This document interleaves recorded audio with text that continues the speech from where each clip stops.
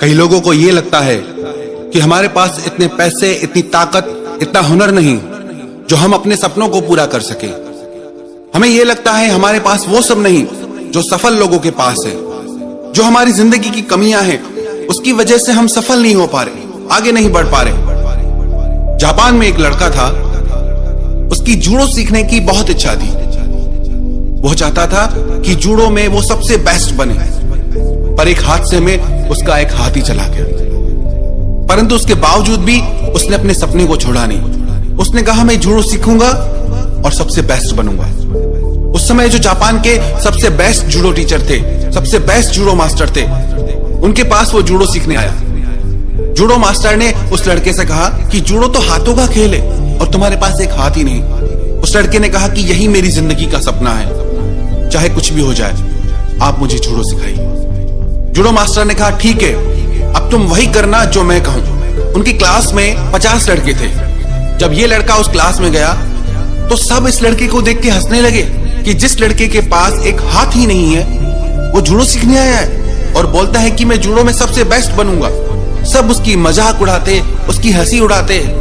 Master और सब बच्चों को बहुत सारी चीजें सिखाते थे, पर उन्होंने इस लड़के को सिर्फ एक किक सिखाई।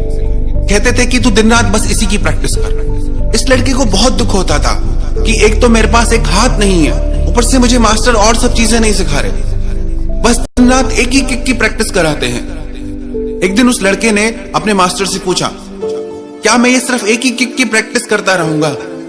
तो मास्टर ने बोला कि तुम अभी सिर्फ इसी की प्रैक्टिस करो। काफी समय तक वो उस एक ही किक की प्रैक्टिस करता रहा। बाकी बच्चे बहुत सारी चीजें सीखते रहे। फिर एक दिन लड़के ने पूछा कि आप मुझे कुछ और नहीं सिखाएंगे? मास्टर ने बोला कि नहीं, तुम बस इसी की प्रैक्टिस करो। और आखिर में ऐसा हुआ कि जिस लड़के का एक हाथ नहीं था वो अपनी क्लास के सारे विद्यार्थियों को हराकर जीत गया। वो लड़का खुद आश्चर्य में पड़ गया कि मैं कैसे जीता।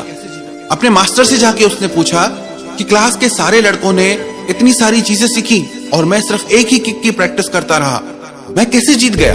तो मास्टर ने कहा कि मैंने जो तुम्हें किक सिखाई वो सबसे कठिन किक थी और तुम उसी की ही दिन रात प्रैक्टिस करते रहे। उस किक से जीतने का बस एक ही तोड़ था, एक ही उपाय था कि जो वो किक मार रहा है उसका बायां हाथ पकड़ के उसको जमीन पे गिरा दो।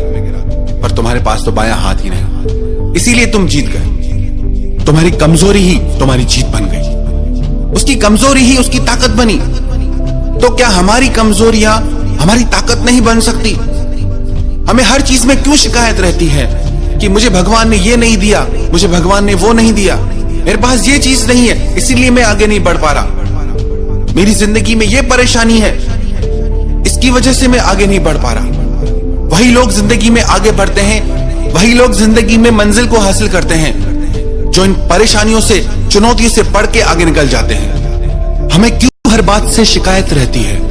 गर्मी बढ़ जाती है, लोग कहते हैं कि हम तो परेशान हो गए, कितनी गर्मी है। बारिश बढ़ जाती है, लोग कहते हैं कि हम परेशान हो गए हैं इस बारिश से।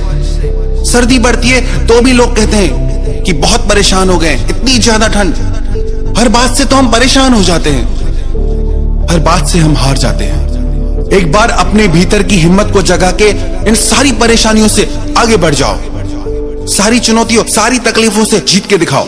आपकी मंजिलें, आपके सपने आपसे इसलिए दूर नहीं क्योंकि वो मुश्किल हैं, वो आपसे इसीलिए दूर हैं क्योंकि आपने उनको मुश्किल समझ के चलना ही छोड़ दिया है। यदि आप अपने सपनों को अपना जुनून बना लें तो उसे पाने से आपको दुनिया की कोई ताकत नहीं रोक सकती। शौक जब जुनून बन जाए तो खुदा कसम करिश्मा हो जाए। आप भी करिश्मा कर सकते हैं, आप भी चमत्कार कर सकते हैं। बस अपने शौक को, अपने सपनों को अपना जुनून बना लीजिए।